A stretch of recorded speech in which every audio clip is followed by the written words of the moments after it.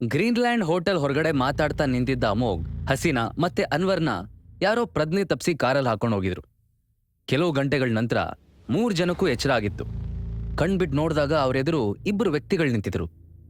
ಅನ್ವರ್, ಹೇಯ್, ಯಾರೋ ನೀವೆಲ್ಲ, ಯಾಕೆ ನಾವನ್ ಕಿಡ್ನಾಪ್ ಮಾಡಿದೀರಾ ಅಂತ ಕಿರಿಚ್ದ. ಆದ್ರೆ ಅವನಿಗೆ ಯಾರೂ ಉತ್ತರನೇ ಕೊಡ್ಲಿಲ್ಲ. ಅಮೋಘ್ ಮತ್ತೆ ಹಸೀನಾಗೆ ಯಾವುದೋ ಸಮಸ್ಯೆಯಲ್ಲಿ ಸಿಗಾಕೊಂಡಿದೀವಿ ಅಂತ ಅರ್ಥ ಆಗಿತ್ತು.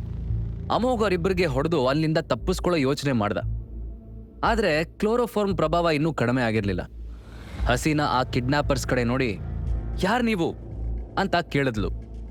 ಅವರಲ್ಲೊಬ್ಬ, ನೀವು ಬಲೆ ಇದ್ದೀರಾ ಬಿಡಿ ಮೇಡಮ್, ಇಬ್ಬಿಬ್ರು ಬಾಯ್ ಫ್ರೆಂಡ್ಸು ಆ ಚೆನ್ನಾಗಿದೆ ಚೆನ್ನಾಗಿದೆ ಅಂತ ಹೇಳ್ತಾ ಕೆಟ್ಟದಾಗ ನಕ್ಕ. ಹಸೀನಾ ಏನಾದರೂ ರಿಯಾಕ್ಟ್ ಮಾಡೋದಕ್ಕೆ ಮೊದಲೇ ಅಲ್ಲಿ ಇನ್ನೊಂದು ಸೀರಿಯಸ್ ವಾಯ್ಸ್ ಕೇಳಿಸ್ತು. ನಾನು ಯಾರು ಅಂತ ಗೊತ್ತಾಗ್ಲಿಲ್ವಾ ಇನ್ಸ್ಪೆಕ್ಟರ್ ಹಸೀನಾ ಮಲಿಕ್?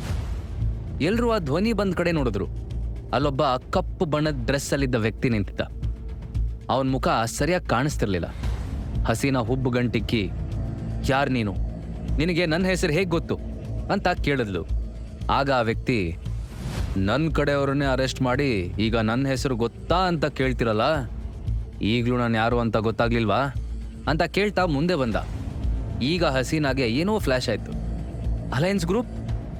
ಆ ವ್ಯಕ್ತಿ, ಎಸ್, ನಾನೇ ಅಲಯನ್ಸ್ ಗ್ರೂಪ್ನ ಮಾರ್ಷಲ್. ಪರವಾಗಿಲ್ಲ, ನೀವಿನ್ನೂ ನನ್ನನ್ನು ಮರ್ತಿಲ್ಲ ಅಂತಾಯ್ತು ಅಂತ ಹೇಳಿ ಲೈಟಾಗಿ ನಕ್ಕ. ಈ ಕಡೆ ಅಮೋಘ್ ಕನ್ಫ್ಯೂಷನಲ್ಲಿ, ಅಲಯನ್ಸ್ ಗ್ರೂಪಾ ಅಂತ ಮನ್ಸಲ್ಲೇ ಹೇಳ್ಕೊಂಡು ಅವ್ರ ಬಗ್ಗೆ ಯೋಚನೆ ಮಾಡ್ದ.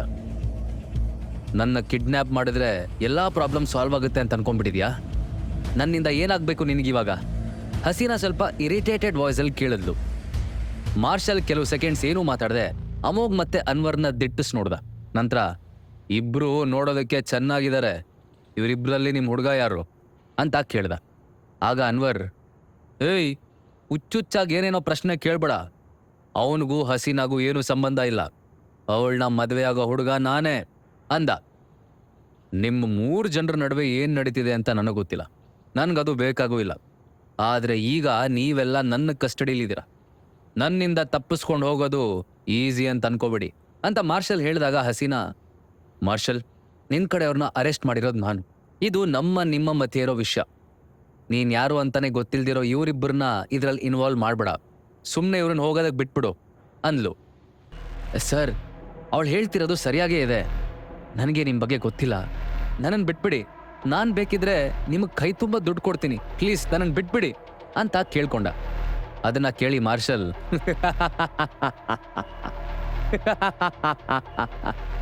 ಅಂತ ಜೋರಾಗಿ ನಕ್ಬಿಟ್ಟ. ನಂತರ, ಓಹ್ ಥ್ಯಾಂಕ್ಸ್ ಮಾನ್, ಹಾಗಾದ್ರೆ ನೀನೆಷ್ಟು ದುಡ್ಡು ಕೊಡೋದಕ್ಕೆ ರೆಡಿ ಇದೆಯಾ ಅಂತ ಗೇಲಿ ಮಾಡ್ತಾ ಕೇಳ್ದ. ಅನ್ವರ್ ಥಟ್ ಅಂತ 5 ಲಕ್ಷ ಕೊಡ್ತೀನಿ ಅಂದ. ಮಾರ್ಷಲ್ ತನ್ನ ಜೊತೆಗೆ ಬಂದಿರೋ ದಾಂಡಿಗರನ್ನ ನೋಡ್ತಾ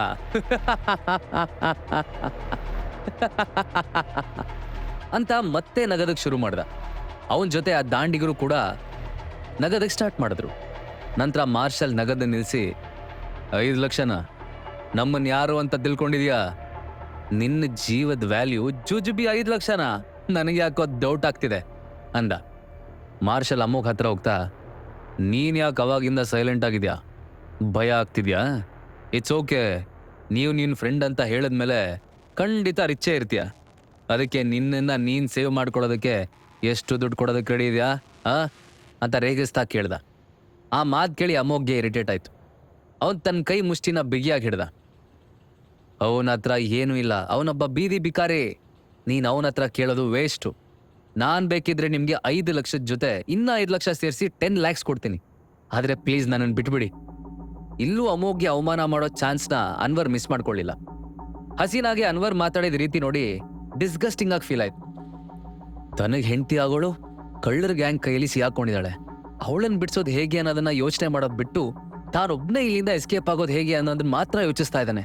ಸ್ವಾರ್ಥಿ, ಇವನನ್ನು ನಾನು ಮದುವೆ ಆದರೆ ನನ್ನನ್ನು ಎಷ್ಟು ಚೆನ್ನಾಗಿ ನೋಡ್ಕೋಬೇಡ, ನಾನ್ ಸೆನ್ಸ್ ಅಂತ ಮನ್ಸಲ್ಲೇ ಬೈಕೊಂಡ್ಲು.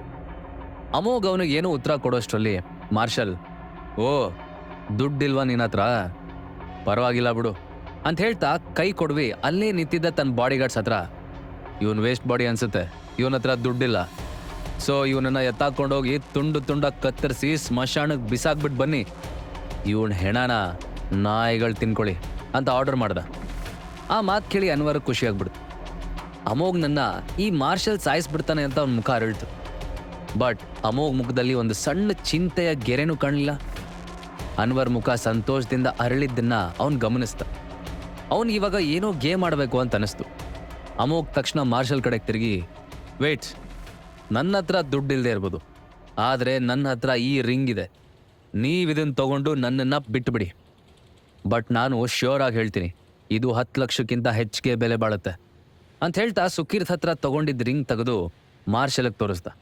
ಆ ರಿಂಗು ತುಂಬ ಹಳೆ ಕಾಲದ್ದಾಗಿತ್ತು. ಮತ್ತೆ ಆ ರಿಂಗ್ಗೆ ತುಂಬ ವ್ಯಾಲ್ಯೂ ಇದೆ ಅಂತಲೂ ಅಮೋಘ ಗೊತ್ತಿತ್ತು. ಅದಕ್ಕೆ ಅವನು ಸುಕೀರ್ತ್ ಹತ್ರ ತಾನಾಗೆ ಕೇಳಿ ಆ ರಿಂಗ್ ತೊಗೊಂಡ್ಬಂದಿದ್ದ. ಮಾರ್ಷಲ್ 2 ಹುಬ್ಬುಗಳನ್ನು ಒಟ್ಟಿಗೆ ಸೇರಿಸಿ ಆ ರಿಂಗನ್ನು ಸ್ವಲ್ಪ ಹೊತ್ತು ಸೂಕ್ಷ್ಮವಾಗಿ ನೋಡ್ದ. ಅವನಿಗದನ್ನು ನೋಡಿ ಏನನ್ಸ್ತೋ ಏನೋ, ಈ ರಿಂಗ್ ನಿನಗೆ ಎಲ್ಲಿ ಸಿಕ್ತು ಅಂತ ಕೇಳ್ದ. ಅಮೋಘ್ ಮಾರ್ಷಲ್ನ ರಿಯಾಕ್ಷನ್ನ ಸೂಕ್ಷ್ಮವಾಗಿ ಅಬ್ಸರ್ವ್ ಮಾಡ್ದ. ನಂತರ ಅವನು, ಈ ಟೈಮಲ್ಲಿ ಈ ರಿಂಗು ಎಲ್ಲಿಂದ ಬಂತು, ಯಾಕೆ ಬಂತು, ಹೇಗೆ ಬಂತು ಅನ್ನೋ ಎಕ್ಸ್ಪ್ಲನೇಷನ್ ಬೇಕಾ ಅಂತ ಪೊಲೈಟಾಗಿ ಕೇಳ್ದ. ಅಮೋಘ್ ರಿಂಗ್ ಕೊಟ್ಟಿದ್ದು ನೋಡಿ ಅನ್ವರ್ ಅಪ್ಸೆಟ್ ಆದ. ಅವನ ಕೋಪದಿಂದ ಅಮೋಘ್ಗೆ, ಏಯ್, ಅವ್ರಿಗೆ ಎದುರು ಮಾತಾಡ್ತೀಯಾ? ಅವ್ರು ಕೇಳಿದ್ದಕ್ಕೆ ಜಸ್ಟ್ ಆನ್ಸರ್ ಮಾಡು, ತಲೆ ಹರಟೆ ಎಲ್ಲ ಮಾಡಬೇಡ ಅಂದ. ಅದನ್ನು ಕೇಳಿ ಮಾರ್ಷಲ್ ಅನ್ವರ್ ಕಡೆ ತಿರುಗಿ, ಶಡಪ್, ನೀನು ಇನ್ನೊಂದು ವರ್ಡ್ ಮಾತಾಡಿದ್ರು ಇಲ್ಲೇ ನೀನು ನಾಲ್ಗೆ ಕತ್ತರಿಸ್ಬಿಡ್ತೀನಿ ಅಂತ ರೇಗ್ದ. ಮಾರ್ಷಲ್ ಗದ್ರಿದ್ ನೋಡಿ ಅನ್ವರ್ ಗಪ್ ಚುಪ್ ಅಂತ ನಿಂತ್ಕೊಂಡ. ಅನ್ವರ್ ಈಗ ಮತ್ತೆ ಅಮೋಘನ್ ಕಡೆ ನೋಡ್ದ. ನನಗಿದ್ರ ಬಗ್ಗೆ ಎಕ್ಸ್ಪ್ಲನೇಷನ್ ಬೇಕು, ಈ ರಿಂಗ್ ನಿನಗೆ ಎಲ್ಲಿ ಸಿಕ್ತು ಅಂತ ಮತ್ತೆ ಕೇಳ್ದ. ಮಾರ್ಷಲ್ ಆ ರಿಂಗ್ ನೋಡಿದ ನಂತರ ಅವನ ಮುಖದ ಎಕ್ಸ್ಪ್ರೆಷನ್ನೇ ಚೇಂಜ್ ಆಗಿತ್ತು. ಸ್ವಲ್ಪ ಆತಂಕ, ಭಯ ಅವನ ಮುಖದಲ್ಲಿ ಎದ್ದು ಕಾಣಿಸ್ತಿತ್ತು. ಇದನ್ನ ನೋಟಿಸ್ ಮಾಡಿದ ಅಮೋಘ್ ಧೈರ್ಯವಾಗಿ, ಇದು ನನಗೆಲ್ಲೂ ಸಿಕ್ಕಿಲ್ಲ, ಈ ರಿಂಗು ನಂದೆ ಅಂತ ಮಾರ್ಷಲ್ ಕಣ್ಗಳನ್ನೇ ನೋಡ್ದ ಹೇಳ್ದ. ಅಮೋಘ್ ಹಾಗೆ ಹೇಳ್ತಿದ್ದ ಹಾಗೆ ಮಾರ್ಷಲ್ ಮುಖ ಬೆವರೋದಕ್ಕೆ ಸ್ಟಾರ್ಟ್ ಆಯ್ತು.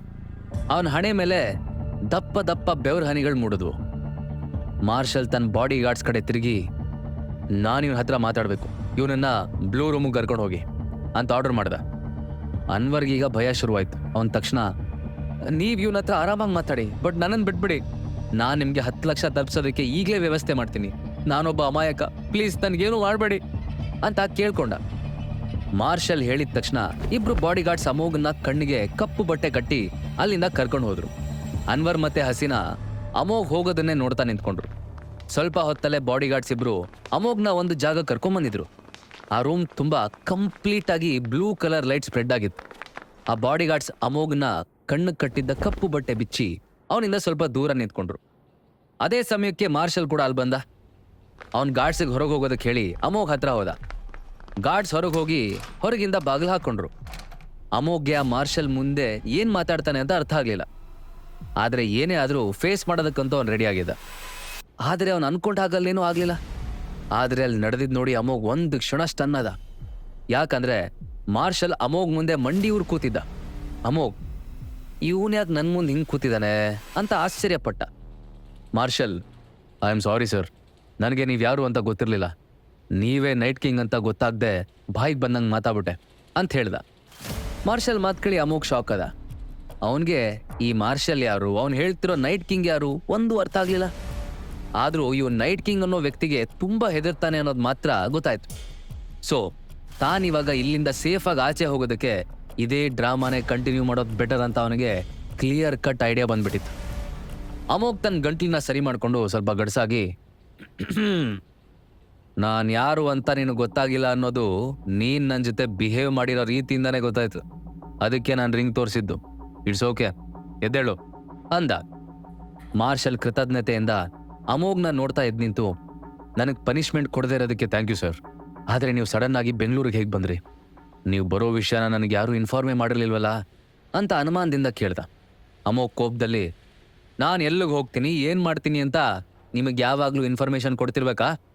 ಇದೆಲ್ಲ ನಿನಗೆ ಬೇಡದೇ ಇರೋ ವಿಷಯ. ಜಸ್ಟ್ ಏನು ಕೆಲಸ ಇದೆ ಮಾಡು ಸಾಕು. ನಾನು ಯಾವುದೋ ಕೆಲಸದ ಮೇಲೆ ಇಲ್ಲಿಗೆ ಬಂದಿದ್ದೀನಿ ಅಂತಂದ. ಅಮೋಘನ್ ಮಾತಿಗೆ ತಲೆ ಕೆಳಗೆ ಹಾಕಿದ ಮಾರ್ಷಲ್, ಸಾರಿ ಸರ್ ಅಂತ ಹೇಳ್ದ. ಅಮೋಘ್ ಸ್ಟೈಲ್ ಆಗಿ ಚೇರ್ ಮೇಲೆ ಕೂತ್ಕೊಂಡು ಹಿಂದಕ್ಕೆ ಹೊರಗ್ದ.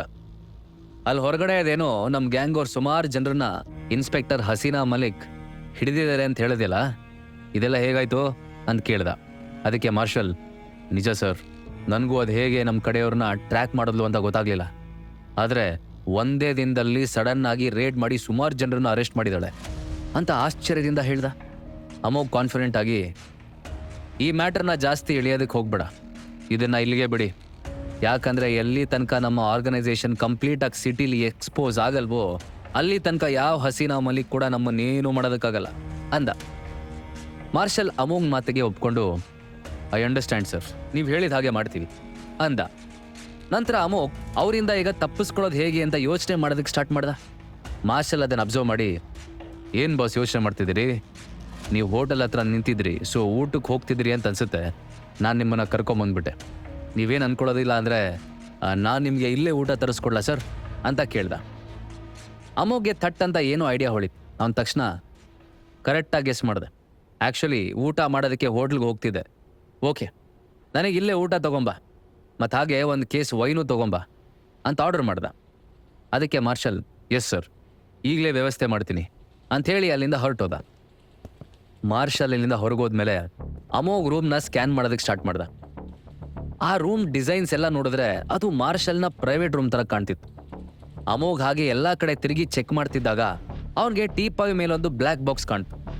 ರೂಮಲ್ಲಿ ಯಾರೂ ಇಲ್ಲದೆ ಇದ್ದಿದ್ದರಿಂದ ಅಮೋಘ್ ಆ ಬಾಕ್ಸ್ನ ಕ್ಯೂರಿಯಸ್ ಆಗಿ ಓಪನ್ ಮಾಡ್ದ. ಅದರಲ್ಲಿ ಅಡ್ವಾನ್ಸ್ಡ್ ಹರ್ಬಲ್ ಮೆಡಿಸಿನ್ಸ್ ತಯಾರು ಮಾಡೋದು ಹೇಗೆ ಅಂತ ಎಕ್ಸ್ಪ್ಲೇನ್ ಮಾಡಿರೋ ಒಂದು ಬುಕ್ಕು ಜೊತೆಗೆ ಒಂದು ಸಪ್ಲಿಮೆಂಟ್ಸು ಇತ್ತು. ಅಮೋಘ್ಗೆ ಅದನ್ನು ನೋಡಿ ತಲೆ ಕೆಟ್ಟೋಯ್ತು. ಅವನ ಕೋಪದಲ್ಲಿ, ಓ ಮೈ ಗಾಡ್, ಏನು ನಡೀತಿದೆ ಇಲ್ಲಿ? ಪ್ರಪಂಚದಲ್ಲಿ ಯಾರು ನೋಡಿದ್ರು ಈ ಹರ್ಬಲ್ ಮೆಡಿಸಿನ್ಸ್ ಇಂದ ಯಾಕೆ ಬಿದ್ದಿದ್ದಾರೆ?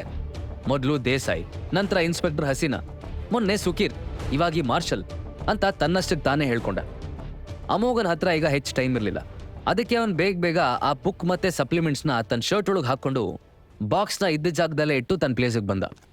ಸ್ವಲ್ಪ ಹೊತ್ತಲ್ಲೇ ಮಾರ್ಷಲ್ ರೂಮಿಗೆ ಬಂದವನೇ ಫಸ್ಟ್ ಆ ಬ್ಲ್ಯಾಕ್ ಬಾಕ್ಸ್ ಇದ್ದ ಪ್ಲೇಸ್ನೇ ನೋಡ್ದ. ಹಾಗೆ ನೋಡ್ಬೇಕಾದ್ರೆ ಅವನ ಮುಖದಲ್ಲಿ ಒಂಥರ ವಿಚಿತ್ರವಾದ ಎಕ್ಸ್ಪ್ರೆಷನ್ ಇತ್ತು.